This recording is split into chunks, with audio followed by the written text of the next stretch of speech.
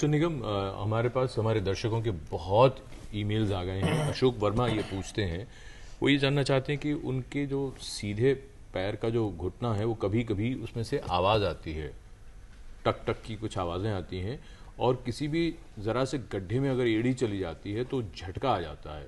इनको क्या करना चाहिए? और इसी तरह के हमारे बहुत से दर्शक हैं जिन्होंने हमको ईमेल्स भेजे हैं। बहुत से लोगों को पीठ में दर्द है, किसी के हाथों में दर्द है, तो जोड़ों की बहुत समस्या है। तो अशोक वर्मा जी को क्या करना चाहिए? सबसे ज़्यादा ज़रूरी है कि पहले देखें इनकी मोबिलिटी कितनी है जोड़ की। अच्छा। जैसे डॉक्टर साहब ने भी बतलाया, मोबिलिटी देखनी बहुत ज़रूरी है कि अगर मोबिलिटी आपकी कम है तो देखेंगे कि क्यों मोबिलिटी कम है। अगर उसमें लूज बॉडी है, पथरी है, तो नीचे आके झटका लगता है, क्योंकि जोड़ का जो दर्द है वो कई वजहों से हो सकता है। अगर आपका साइनोवियल फ्लूइड, जो जोड़ के अंदर जो पानी होता है, वो अगर कम हो जाए तो भी झटके आएंगे आपको।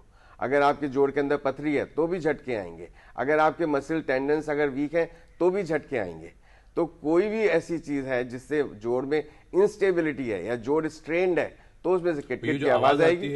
आवाज आती है अक्सर लोगों को, स्ट्रेन जॉइंट में से आती है। जब जॉइंट में कोई स्ट्रेन होता है तब जॉइंट में से आवाज आती है। कुछ लोग कहते हैं वी से कि नी जॉइंट स्पीक्स।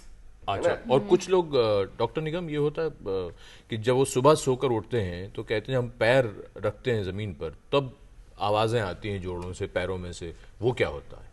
नहीं, ये बड़ा वेग सवाल हो गया कि पूरे पैर में से कहाँ, क्योंकि अलग अलग जोड़ में, पंजे में से, एडी में से मान लीजिए पंजे में से अगर कहें जी, अगर एडी में दर्द हो रहा है तो एडी में हो रहा है बिकॉज वहां पे एडी की जो हड्डी होती है वो थोड़ी सी बढ़ जाती है, जिसको हम लोग कहते हैं कैल्केनियल स्पर, उसकी वजह से दर्द होता है। अगर जो नी जॉइंट आपका स्टिफ हो रहा है तो उसमें जरूर कहीं ना कहीं दर्द है, इसलिए वो स्टिफ हो रहा है। नहीं, तो आवाज आने की बात कर रहे थे। जो अगर आवाज आती है तो अक्सर आपको आती है नी जॉइंट में से, जिसको हम लोग जानते हैं, तो वो आती है because of the strain muscle. अच्छा जी। अब इसी बात को थोड़ा सा और आगे बढ़ाएं, क्योंकि हमने कारण जाने, कारण के अलावा एक जो बात आती है कि कौन से ऐसे लोग हैं, यानी रिस्क ग्रुप की अगर हम बात करें, किन लोगों को खतरा ज्यादा होगा जिनके जोड़ जल्दी खराब हो सकते हैं? जिनका हैवी वेट हो, सबसे ज्यादा वजन ज्यादा है, जिनका वजन, देखिए जोड़ में तकलीफ जो भी आती है वो तब आती है जब जोड़ स्ट्रेन होता है। अगर आप जोड़ को जिंदगी भर उसकी केयर लें, उसको स्ट्रेन नहीं करें, तो हमारी बुक्स कहती हैं कि आपको ऑस्टियोआर्थराइटिस नहीं होगी। डॉक्टर निगम, बहुत से लोग जोड़ों की केयर करने का और उनको आराम देने का अर्थ ये समझते हैं कि एक्सरसाइज ही ना करो तो जितना कंफर्ट जोन में रहेगा उतना अच्छा रहेगा। जोड़ों को फिट रखने के लिए, जैसे हम लोग अपनी बॉडी को फिट रखने के लिए एक्सरसाइज करते हैं, ऐसी जोड़ों के लिए भी आपको एक्सरसाइज करनी होती है। जोड़ों को आप एप्रोप्रिएट, आप पहले तो अपने को पहचानें कि आप क्या काम करते हैं, उसके लिए आपके जोड़ों में आपको कितनी जरूरत है अपनी बॉडी को किस चीज के इस्तेमाल करने के लिए। क्योंकि जो एक फिजिकल लेबर आदमी करता है उसके मसल्स की स्ट्रेंथ दूसरी होती है, जो ऑफिस में बैठता है उसके मसल की स्ट्रेंथ दूसरी होती है। डॉक्टर निगम, वापस आते हैं, रिस्क ग्रुप की बात कर रहे थे आपने। पहला रिस्क आपने बताया वजन ज्यादा होना, इसके अलावा और क्या खतरे हैं? कोई भी बीमारी हो सकती है। अच्छा जी, जैसे आपको विटामिन डी डेफिशिएंसी भी हो सकती है, आपको डायबिटीज भी हो सकती है, आपको और भी, जैसे आप यूरिक एसिड आपका बढ़ गया, उससे भी आपको दर्द हो सकता है। डॉक्टर निगम, जिनको चोट लग गई हो कभी, वो उनको ये कहना होता है कि क्या बाद में जाके समस्या होगी, तो क्या वो रिस्क ग्रुप में फॉल करेंगे? बिल्कुल, चोट अगर जॉइंट के पास में है तो आपको जरूर ध्यान रखना हो कि जॉइंट की वजह से दर्द है कि चोट जो जॉइंट के पास में लग रही है उसकी वजह से दर्द है। जी डॉक्टर यादव, हमने कारणों की बात कही, रिस्क ग्रुप की बात कही, आपसे ये जानना चाहेंगे जब किसी भी व्यक्ति को जोड़ में कोई समस्या की शुरुआत होती है, अमूमन कौन सा लक्षण होगा या किस तरह से प्रेजेंट करती है समस्या? हाँ, सबसे पहले तो पेन, किसी भी जोड़ में जो प्रेजेंटेशन होता है पेन, उसी की वजह से सारे ट्रीटमेंट शुरू होते हैं। कई बार जो मैंने बताया था एज वाली अर्थराइटिस, उसमें खाली पेन होता है। जो गठिया वाली अर्थराइटिस होती है उसमें पेन के साथ साथ अकड़ापन और सूजन भी आती है, उस जॉइंट के चारों तरफ स्वेलिंग आ जाती है, और कई बार टेम्परेचर भी बहुत ज़्यादा रेज्ड होता है और बहुत सीवियर पेन होता है। तो ये सारे ऐसे लक्षण होते हैं, उससे लगभग आपको पता चल जाता है कि किस टाइप की अर्थराइटिस है। जी, जब ये लक्षण उत्पन्न होते हैं डॉक्टर निगम, तो अक्सर कभी बाम लगाया तो कभी पेन किलर खा ली या फिर पुरानी जो दवा पहले कभी यूज की थी वो इस्तेमाल कर ली गई। इस तरह की जो प्रैक्टिसेस हैं वो कितनी हानिकारक हो सकती है, या एज एन एक्सपर्ट आपके लिए कितनी मुश्किल होती है कि केस बिगड़ गया या डिलेड स्टेज में सामने आया? मरीज डॉक्टर के पास जब भी आता है मुश्किल नहीं होती, हम लोग तो उसकी हर प्रॉब्लम को सॉल्व करने की कोशिश लेकिन करते जो हैं। डिले हुआ कि डॉक्टर के पास नहीं गए, पहले अगर अपने अर्ली तरीके स्टेज पे ट्राई आए तो किए। बिकॉज ऑस्टियोआर्थराइटिस जो है बहुत सारी वजहों से होती है। अगर अर्ली स्टेज पे मालूम पड़ जाए तो आपकी अर्थराइटिस अर्ली स्टेज पे पकड़ जाएगी, तो आपको जॉइंट रिप्लेसमेंट जैसी बड़ी चीजों में नहीं उतरना पड़ेगा।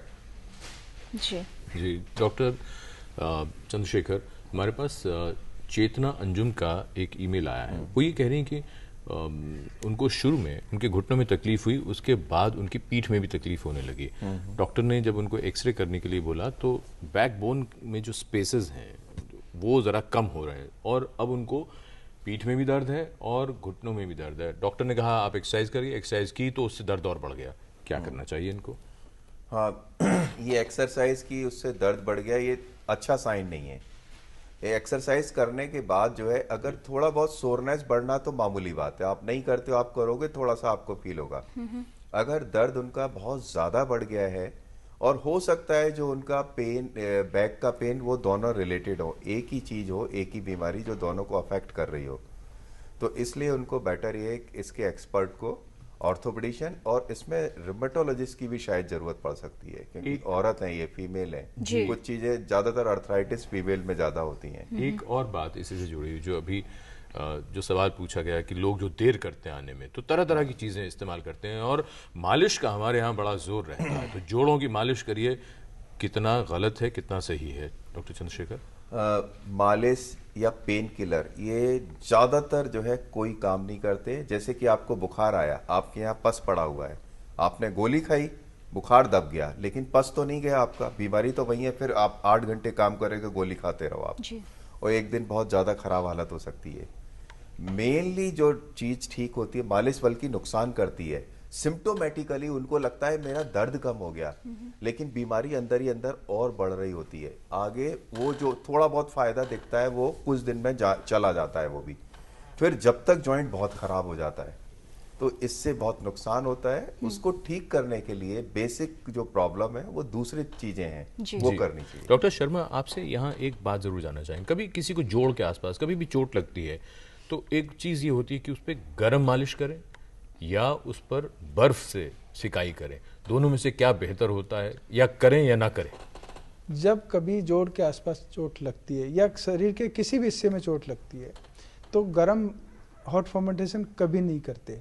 उससे हमारी वेसल्स खुलती हैं और ब्लीडिंग और ज़्यादा बढ़ती है, जॉइंट के चारों तरफ स्वेलिंग ज़्यादा होती है और बाद में जॉइंट की मोबिलिटी और स्टिफनेस को बढ़ाती है।